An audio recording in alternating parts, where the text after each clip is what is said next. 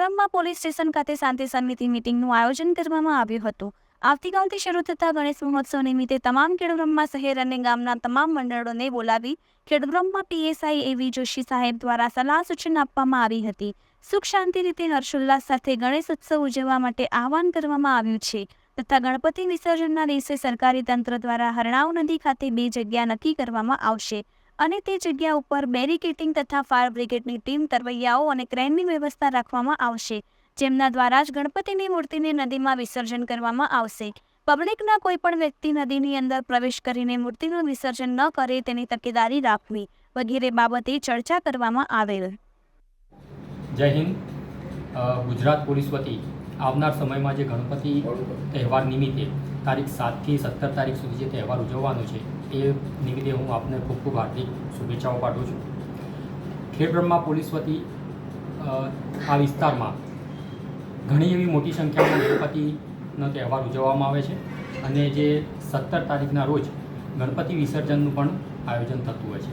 એમાં બધી મોટી અને બહોળી સંખ્યામાં ગ્રામજનો ગણપતિ વિસર્જન માટે જે આપણી હરણાવ નદી છે એની અંદર આવતા હોય છે અને ગણપતિ વિસર્જન કરતા હોય છે।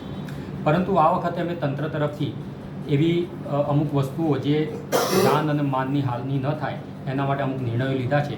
એમાં આપ સર્વેનો સાથ સહકાર મળી રહે એ બદલ આપની સાથે આ ચર્ચા। મૂર્તિ આપના દ્વારા લઈને આવવામાં આવે છે। મૂર્તિ ક્રેન દ્વારા એ તરવૈયાઓને આપવામાં આવશે અને આ મૂર્તિનું એ તરવૈયાઓ દ્વારા જ અંદર જઈને વિસર્જન કરવામાં આવશે। મારી આપ સર્વે ગ્રામજનોને ખૂબ જ દિલથી હાર્દિક અરજ છે કે જે આવનાર સમયમાં જ્યારે ગણપતિ વિસર્જન કરવામાં આવે ત્યારે તમામ પોલીસને અને તંત્રને સાથ સહકાર આપે અને તમારી મૂર્તિનું વિસર્જન કરવા તમારે જાતે કોઈએ તળાવની અંદર જવાનું નથી કે નદીની અંદર જવાનું નથી। ત્યાં અમે જે પણ તંત્રએ વ્યવસ્થા કરી હશે એ તંત્રને સહભાગી થઈ અને આપ સર્વે અમને સાથ સહકાર આપવાનું રહેશે।